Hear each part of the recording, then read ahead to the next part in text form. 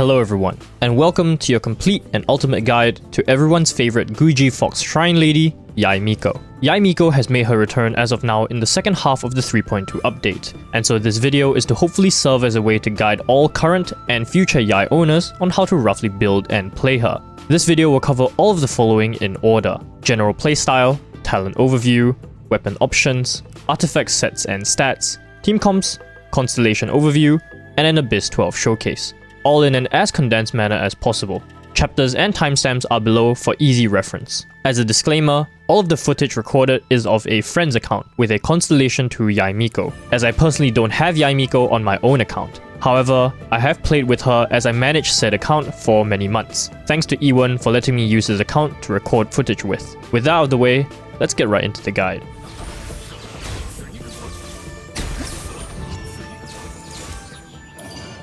YAE MIKO is generally played as an off-field, sub-DPS archetype kind of character, with her primary damage coming from her elemental skill. YAE MIKO's turrets provide consistent off-field DPS that also have fairly decent range. This also makes her a half-decent electro applicator as well, should the team require one. At Constellation 0, YAE MIKO's own damage is fairly lackluster without reactions, as her burst has such a high cost that it can't be cast very often, and her skill, while having consistent damage, isn't much better than even a lot of 4-star sub-DPSs. As such, YAE MIKO isn't super well suited to a main or burst DPS role.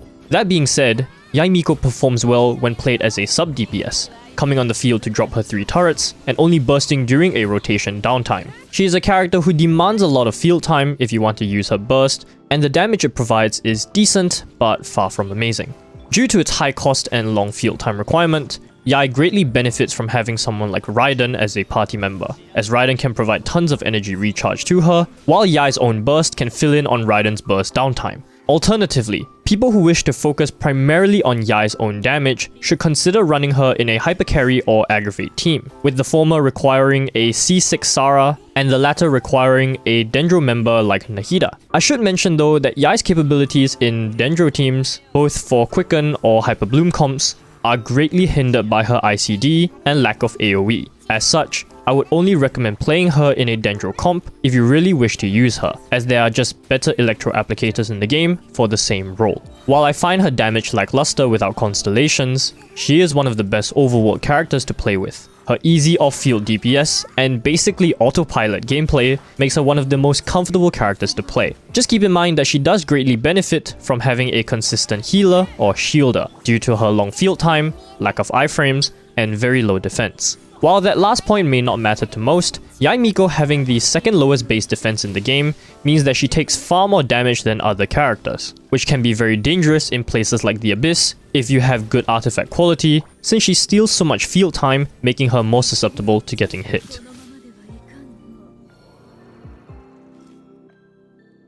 YAE MIKO's normal attack string has 3 hits, and all 3 hits can be dash or jump cancelled.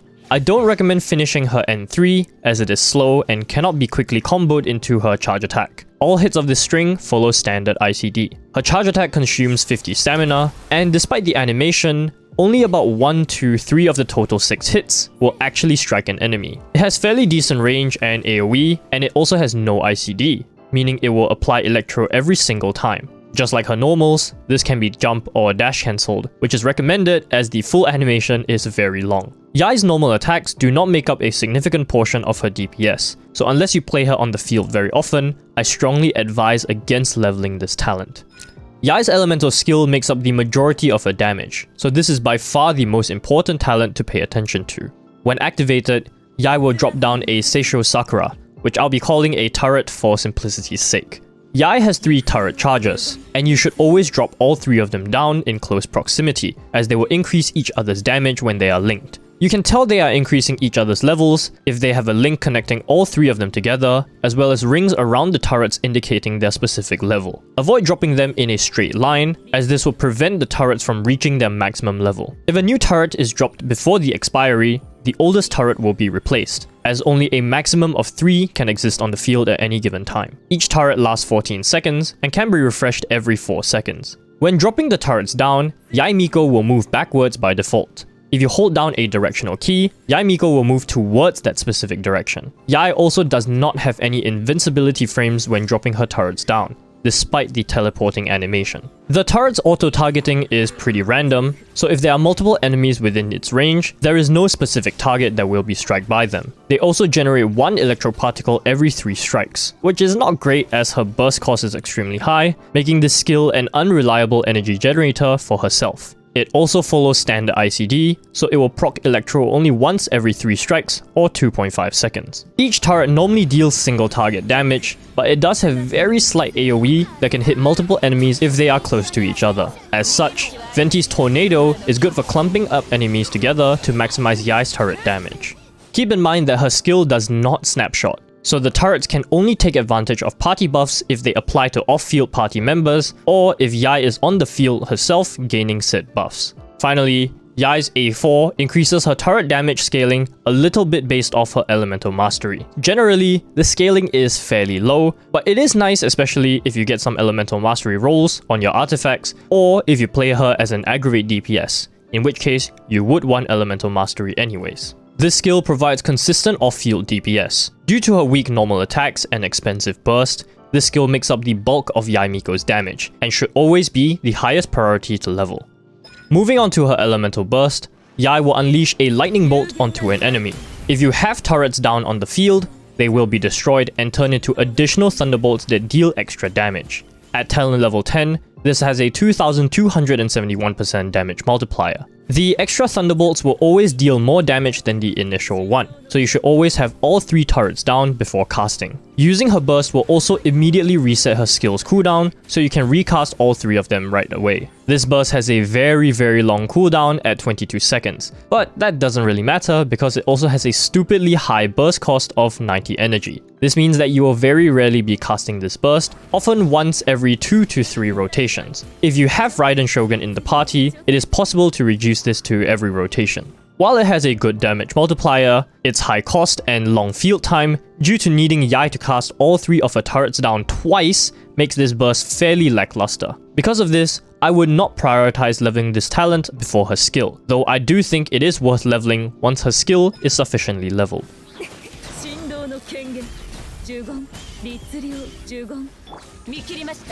YAE MIKO's weapon options aren't super varied. Up till today, the selection of good DPS catalysts, especially of the 5-star variety, are fairly poor. That being said, let's go over them in detail. Kagura's Verity. Being YAE's signature weapon, this is obviously her best choice. YAE MIKO can get all 3 stacks of this weapon with permanent uptime, and it also offers crit damage as a substat, which is valuable when balancing stats. This is unquestionably her best option due to how much extra skill damage this provides. Nothing more needs to be said about this weapon. Skyward Atlas. Despite being a terrible weapon in general, the Skyward Atlas is actually decent for YAE. Due to her skill not being able to snapshot, this weapon's attack percent substat is actually quite usable, along with an unconditional 12% elemental damage bonus for her electro DPS. I'd say this is her second best option, and should be used if you have this, but don't have the Kagura's Verity. Unfortunately for YAE MIKO, her other 5-star options are really weak. Memory of Dust is like a much worse Skyward Atlas, as its stacks do not work off-field. 1,000 Floating Dreams might seem good for an aggravate YAE, but it loses out so much in raw turret damage that it genuinely doesn't feel worth it. Though it can be okay for a Hyperbloom YAE. Lost Prayer to the Sacred Winds is awful, as YAE will rarely get any stacks from this weapon. Even if you play an on-field YAE MIKO, needing 16 seconds on the field to gain the full buffs from this weapon is just downright impractical. And its crit rate substat is also less valuable due to YAE MIKO ascending with crit rate, which already makes her easier to build. Also, the upcoming Tuletula's Remembrance has great base stats, but its passive is targeted towards normal attack damage, which YAE MIKO does not take great advantage of. Kicking off the 4-star options, as usual, the Witsith is a great 4-star DPS weapon. YAE MIKO can take advantage of all 3 of the buffs this weapon can provide, though its biggest weakness is that it has a very long 20-second downtime, which hurts a persistent DPS type character like YAE. This weapon is still a great option though, due to its good buffs and crit damage substat. Next up, we have the Oathsworn Eye. This effectively solves a large portion of YAE MIKO's energy recharge requirements, and it has a decent amount of attack percent. Though this weapon is only obtainable from a previous event, so newer players may not have access to this. YAE's other options generally require her to be on the field to maintain certain passives, or have other restrictions or conditions to take advantage of. Solar Pearl and Hakushin Ring are decent options if you play her on the field very often, and EM substat weapons like the Wandering Evenstar, Mappa Mare, or Sacrificial Fragments are okay for an Aggravate or Hyperbloom specific build. Also, as a niche support option, the Favonius Codex is a great team utility option if needed. And finally, the Thrilling Tales of Dragon Slayers is a decent option for YAE MIKO for support builds. However, I really do not like this weapon as it wastes a lot of her own damage potential. If you are newer to the game or do not have certain 4-star weapons, this is a usable, low investment option.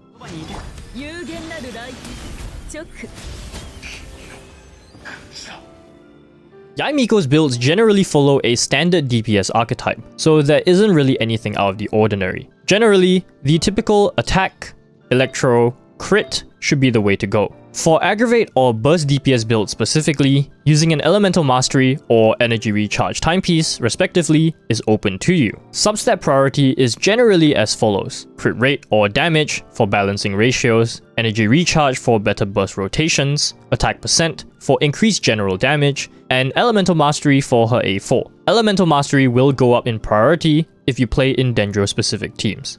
Just like any other standard DPS, I would target at the very minimum 70% crit rate, which shouldn't be too difficult considering she ascends with crit rate. Her energy recharge will depend on your playstyle, but I wouldn't focus too much on it as most of her damage comes from her skill anyways. And finally, as a niche build, a Hyperbloom focused YAE MIKO can go with Elemental Mastery on all of her main stat pieces. This build isn't one I recommend very much, as I personally find other characters like Kuki Shinobu better Hyperbloom activators than YAE MIKO, as well as this build wasting a large portion of YAE MIKO's multipliers. However, this is a playstyle that is open to you if you wish. Moving on to set recommendations, YAE MIKO does not have her own dedicated artifact set, so her recommended sets vary a lot depending on the build type, so I'll clarify which is for which.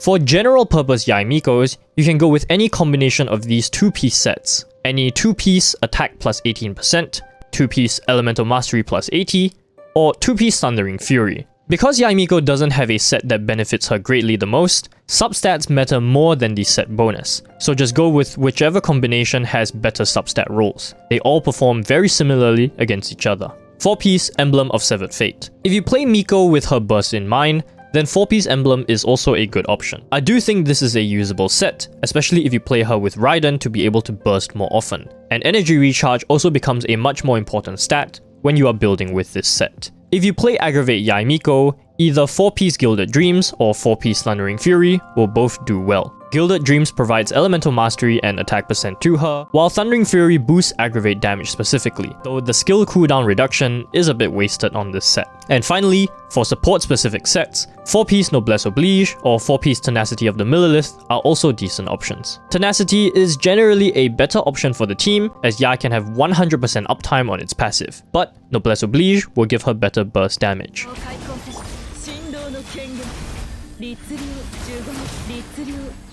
YAE's team comps generally aren't super important as she is decently flexible. Personally, I will always favor a standard Electro DPS YAE MIKO to a Dendro team YAE MIKO. This is because YAE MIKO is severely limited by her ICD and single target damage for Electro application, and there are just far better Electro applicators for such teams. In general, her best team member is going to be Raiden Shogun. If you do not have a built Constellation 6 Sara, YAE can fit just right in as a replacement. Raiden can battery YAE MIKO's high burst cost, and YAE can also fill in downtime during Raiden's cooldown whenever she has her burst ready, since Raiden also has a long cooldown, and YAE takes up so much field time anyways. YAE herself can also be run as the main DPS in the same hypercarry format. Of course, such a team demands a Constellation 6 Sara to work super well, but it does have very smooth rotations, and will also greatly strengthen the damage of YAE MIKO's burst and skill. YAE MIKO is also flexible enough to be played in other creative ways, like in a Taser comp with Xingqiu or Kokomi, but these teams will not perform as well as the Raiden or Hypercarry teams. And finally, moving on to the Dendro teams. If you plan to play YAE MIKO as an aggravate DPS, you would need Dendro applicators, the best option of which obviously being Nahida. The healer slot is pretty flexible, with someone like Ji-Eun carrying Viridescent Venera or a Noblesse Bennett both working just fine. YAE can also act as a quicken procer for a spread DPS like Tighnari, and a full EM YAE MIKO can also work in a Hyperbloom team. Personally, I still much prefer YAE as a traditional Electro DPS, as there are far less factors like ICD to worry about, along with having easier build paths. But these are still very much viable options open to you. Play her as you like.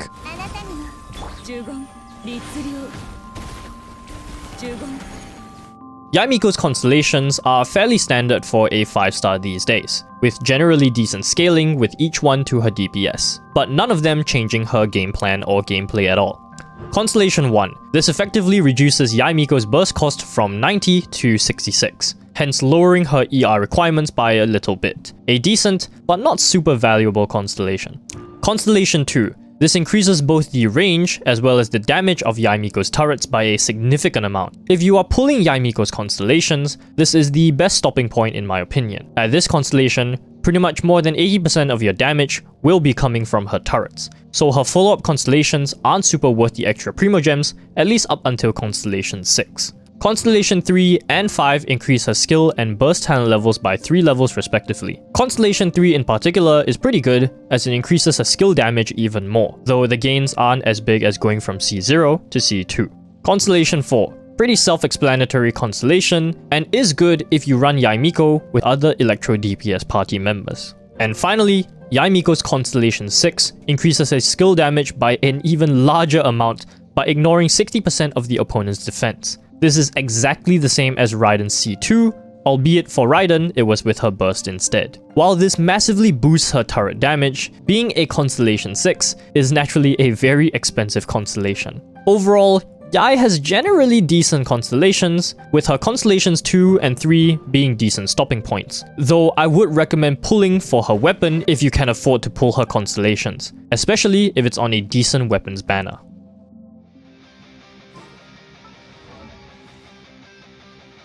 Finally, for the Abyss Showcase. For this showcase, I'll be playing a main DPS YAE MIKO in a typical Electro Hypercarry comp alongside Kazuha, Sara, and Bennett on the top half of Abyss 12.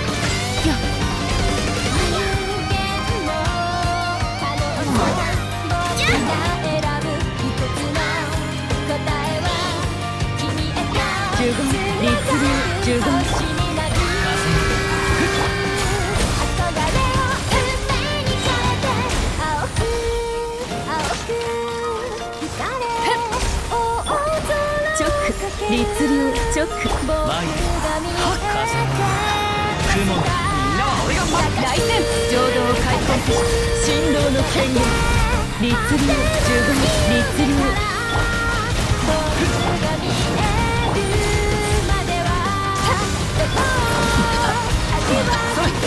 ショック律流カリナ全力攻撃知恵そこだ聖なる来光ショック十分律流来光意図美しきかな十分律流はっへいキャッ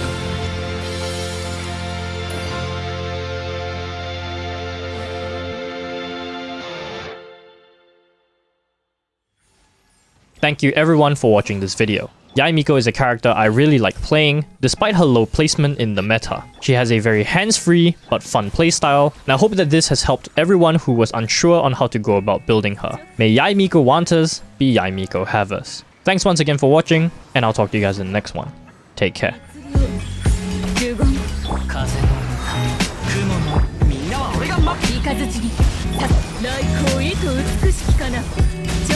律流